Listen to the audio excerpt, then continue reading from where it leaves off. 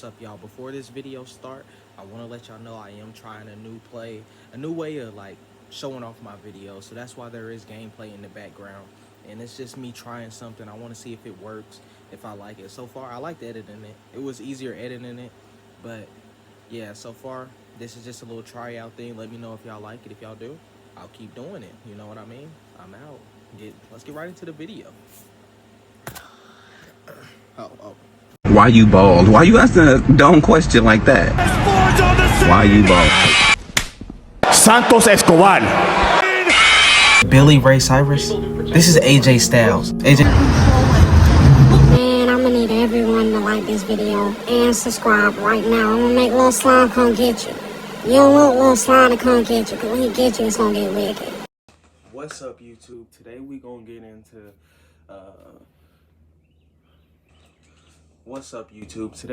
get into the segment that changed Raw forever.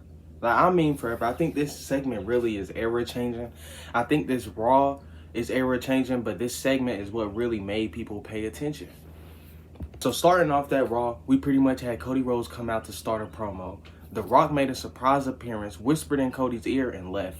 And then after that, I'm not saying the whole Raw, but I'm just gonna talk about the things that need to be talked about that made us switch eras.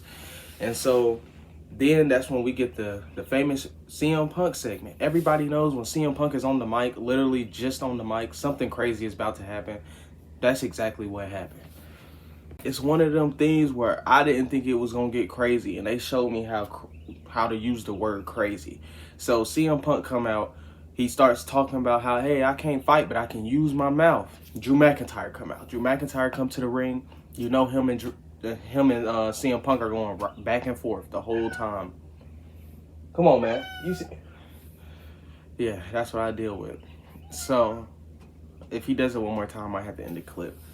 So then I say around where Drew McIntyre gets to the announcement table, this when things start picking up. This is when things start picking up. The insults really get to thrown. I'm trying to remember what Drew said. You know CM Punk is going to have a field day on the mic, so you can't remember everything CM Punk said. But Drew was pretty much saying he was calling out Chicago for being hoodlums. He said, don't shoot my skirt or don't shoot my kilt. CM Punk told him, he said, name the person who chose you to be the chosen one. And see, it was horrible. Like, this was one of them segments where it's like, it felt so unprofessional to the point where it felt like they said, Seth, go out there to fix this. And Seth didn't fix it either, bro. I remember seeing the clip of CM Punk hitting his head with the mic. Pause the way I just did that. But that was a crazy segment. I feel like that's what we've been waiting for. We've been waiting for segments like these for years now.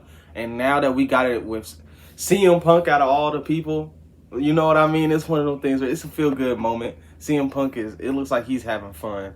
Shoot, what Drew said? Drew said, you're straight edge, but you somehow always seem to be in the recovery room. That's crazy, bro. That's crazy. Yeah, back into reporter mode instead of fan mode. But honestly, you could tell that like there was no script, because every time someone got done with a sentence, my face was just like, oh my God, they said that on live television. Like, Drew McIntyre had to remind CM Punk, we're PG. Like, it's crazy. Like, this is a real class act from all of our three top stars, you know? Because this segment, I'm telling you, years from now, they're gonna talk about this, or we will, because that was a crazy segment. Like, I never really thought that we would get to the point where PG would be done, if that makes sense, because it's been here for so long that you would think it would, like, yeah, that's the way we're going for the rest of life. We're never getting that blood, attitude era stuff back. It's just PG, and we're gonna focus on getting money. I thought that's how WWE was heading for the rest of eternity. And you see at the end of the promo, Drew McIntyre started tweaking. He's turned into Tyler, the Creator. I still can't remember the song of the Tyler, the Creator. I'll put it up here, but he was turning into Tyler, the Creator, saying how it was his biggest moment. CM Punk is his biggest fan. He started like drooling over CM Punk. Seth Rollins shut that down and walked off. Like, you could tell the animosity between CM Punk and Seth Rollins, even if it's character work or not, because like it's one of those things where Seth Rollins hates you. He's gonna make it known that he hates you. CM Punk hates you, and he's gonna troll you because you hate him. So it's one of them things where it's like, bro, I can't wait to see that match when CM Punk is healthy and Seth Rollins comes back from his break, because Drew McIntyre is winning that title. Drew McIntyre is winning that title. So I feel like once Seth come back from his break, CM Punk come back from his injury, bro, I'm ready to see them throw a classic down. Because even though this was supposed to be our World Heavyweight Championship match, I'll take it. Literally, I'll take it, because if this adds up to seeing multiple matches between them like they did for Seth Rollins and Edge, I will literally watch. Especially CM Punk and Seth Rollins. And with the way CM Punk is looking, he needs someone that can work the ring phenomenally, because he can't just be getting thrown in there with anybody. And I'm not saying Drew McIntyre was anybody he got thrown in the ring with. I'm just saying he needs safe workers, because his body is clearly not holding up like it used to. You know, CM Punk is one of them people where he's great, but his body is never where it needs to be great. Like, if you realize that about CM Punk in the past couple of years, yes, he is old. He's older. He's an old man. His body's going to break down more easily, but it's been happening more often ever since he came back. So, I don't know. I'm ready to see him versus Seth, but that's also one of the things I'm worried about. Do we put him in big caliber rivalries because he gets injured so easily? You know, it's hard, but you know we're gonna put him in a big caliber rivalry solely because it's CM Punk and the name's a draw. Injured or not, literally all he did was do a promo with his arm was messed up, and he talked the whole promo like bro. It's one of them things where CM Punk can draw attention. He can draw attention. Now we're getting into the final part. This is pretty much like what really solidified, like, all right, we in a new era. And it was The Rock whooping Cody's ass. I'm talking about he beat the hell out of Cody from the top of the arena to the back of the arena. It was horrible, bro. It was horrible. Like, as a Cody crybaby, that made me lose faith in WrestleMania. Just this much. Because The Rock, every week, he's been doing it, bro. He's been coming out here. Like, I give The Rock his credit because The Rock has made wrestling way more mainstream since he shook Cody's hand than anybody ever. I'm telling you. Like, I'm not saying, like, he's how can I put it? I'm not saying if it wasn't for The Rock, this wouldn't be a big WrestleMania. I'm saying The Rock has made more casual fans tune in than anybody. Like, bro, than Logan Paul, than anybody. I think The Rock is a casual fan drawer. He will get all the casual fans to sit down and watch, because ever since The Rock came back, he has been adding so much. Even though I don't want to see the tag team match because I know where this is going to lead to. We already seen Monday Night Raw. This is filmed on April 3rd. So you already seen Monday Night Raw. We already know what's going to happen with Bloodline Rules. So it's one of them things where it's like, I don't want to see Cody get whooped. I don't want to see Seth get whooped. I want to see Seth get whooped. But it's going to be bad. Yeah, The Rock has came back and added so much to this, like, whole storyline, to this build. Like, sometimes, you know, you do wish Seth Rollins and Drew McIntyre got their real build. You do wish Roman Reigns and Cody Rhodes got their real build, but it's just when The Rock comes out that he's aura. Because I've been saying every week since The Rock's came back, he has got one new thing added to his entrance. One new thing at least every week since he's came back.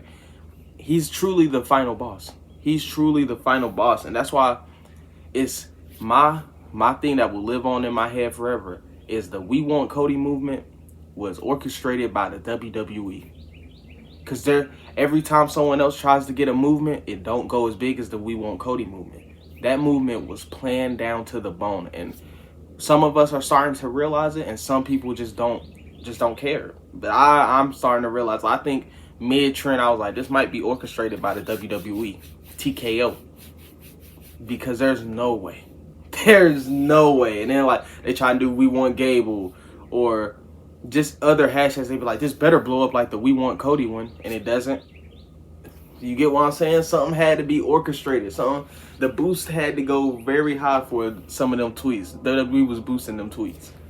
Yeah, getting back into The Rock whispering in Cody's ear, he pretty much told Cody he was going to make him bleed. And he sure as hell did that. He whooped Cody. And it's one of them things where the last scene where they stepped outside, as soon as they hit the doors, that was some of the most important screen time of all time. I've seen a TikTok, it was saying how WWE got a sponsorship with whiskey, and whiskey wrapped Cody Rhodes' tour truck up. Like, and I'm not saying like bad, I'm just saying like they gave it a new color, they put the whiskey thing on it, they put the dog on it. So when they were going outside, when The Rock was beating Cody up, perfect shot of the whiskey sponsor. That's saying wonders. That's a big adult sponsor from WWE, especially something that gets you drunk. So I feel like that's where really, okay, we're in a different era, because now they're starting to get sponsored by people, by companies that cater to adults. You get what I'm saying? So that was the biggest takeaway for me. When I seen that TikTok, I was like, yo, that's crazy. Because I didn't think about that. I didn't think about, secret marketing, because one thing about WWE is they gonna put it in our face. Pause. And when I say put it in our face, I mean if they gotta have a mascot in a cereal, they'll do it, even if it's one of your biggest legends matches, because they did that before. If they gonna make a match solely after Slim Jim, they'll do it. You know what I mean? So I didn't think the marketing would be so in our face, but out of the way at the same time. That's why I applaud WWE right now, because the production is top tier. Like, I really do applaud WWE for this top tier production. I want to thank Kevin Dunn for leaving. Whatever you step down, leave, got fired, I want to thank you for leaving, because the production for WWE ever since you left has been some of the top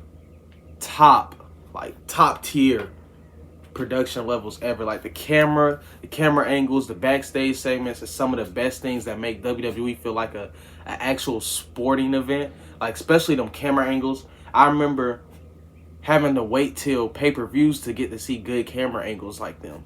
And now we get to see them every week. Think about the camera angles for WrestleMania. It's about to go crazy. And then with the backstage segments, they have more life. You can honestly feel that character in some people when they're backstage, like the Drew McIntyre thing from this Monday. Hold on. Like the Drew McIntyre and Seth Rollins promo. Seth Rollins was walking backstage. I think he had an interview, ran into Drew McIntyre. He said, "I ain't dead yet." Walked off. Drew McIntyre yelled, "Yet." And then he kept walking. No camera cuts, no commercial breaks. Kept walking, made his entrance, and the camera's following him. Oh my God, that is something that should have been happened. When you sit there and look at that, that's the little things you appreciate, because them production levels is so years ago, and it's crazy we picking up on it now. We're like, oh my God, they just followed Seth to do his entrance, but that should have happened years ago. Like that's why I love it now, because when you watch it, it feels like a fresher breath air. Like the production level feels like we're going into a new era, if that makes sense. When I watch the product, it feels like we're not in that Vince era. Like, I feel like it took a while to really get out that Vince era. Even when Triple H did that first SummerSlam with Brock Lesnar and Roman, we wasn't really out the Vince era till like they really kicked him out. Like they really kicked him out. Now we is in the Triple H era. Not saying Triple H is crazy great, but I'm saying you can obviously tell we're in different eras now, and it's obvious. But it is early in the morning. I gotta go to work. It's 7:22. Gotta go in at 8. So I'm probably just gonna relax till I gotta go. You see my cat is slowly making his way towards me, so it's about time to head off. Y'all wanna see Onyx? Cat cam. But anywho, yeah, I'm out of here, guys. Thank y'all for hearing what I gotta say. There's more added to the video. Peace. Come on, cuz. I'm out, y'all.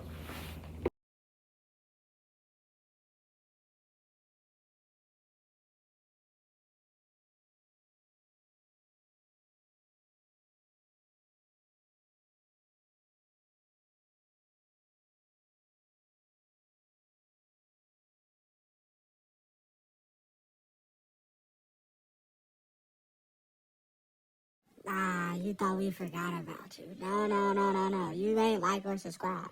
So now I need you to go do both of them things. It's your last warning. Because next time we send a little twin to your house.